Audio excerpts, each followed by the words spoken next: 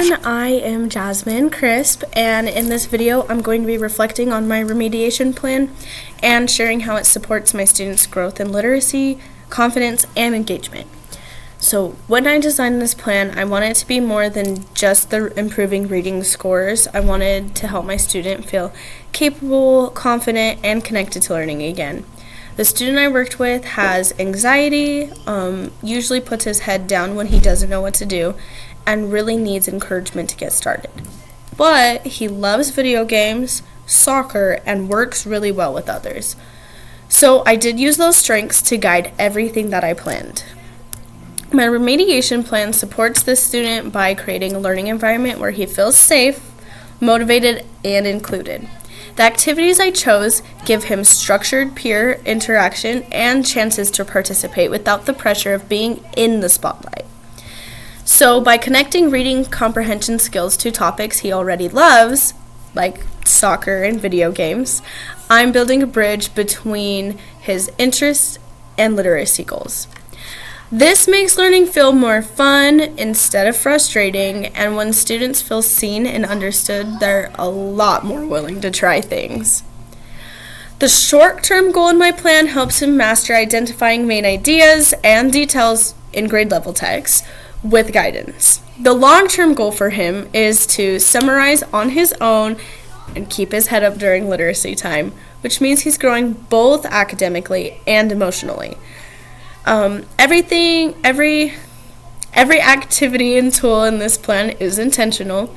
The use of Common Lit lets me choose interesting, leveled passages, and I can track his progress digitally.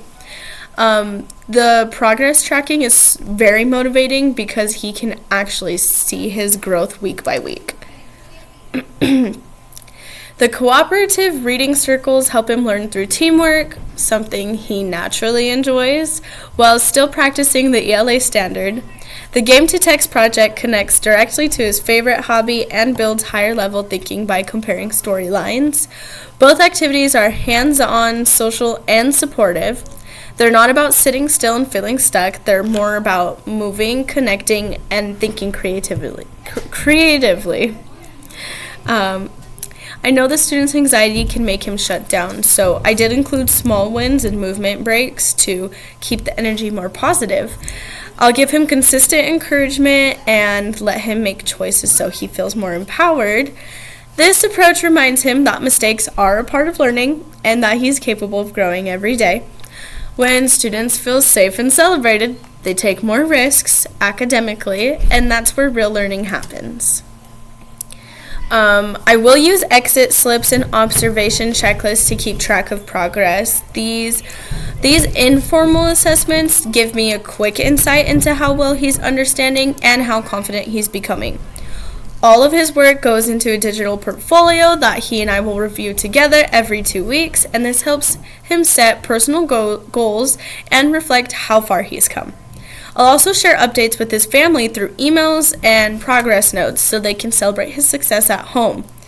I also like to make a parent phone call every week, giving an update at the end of the week. What I love most about this plan is that it's rooted in compassion. It's not just about academics. It's about meeting the student where they are, understanding what motivates them, and using that to build the foundation of confidence. I know this is supposed to be as a future teacher, but obviously you can see I am in my own classroom right now. So as a teacher under long-term sub-licensure, I do believe that learning needs to feel meaningful and personal, and when I combine empathy, creativity, and structure, my students don't just improve their skills, but they also do believe in themselves, and that's exactly what I want for this mock student and for every child I'll teach.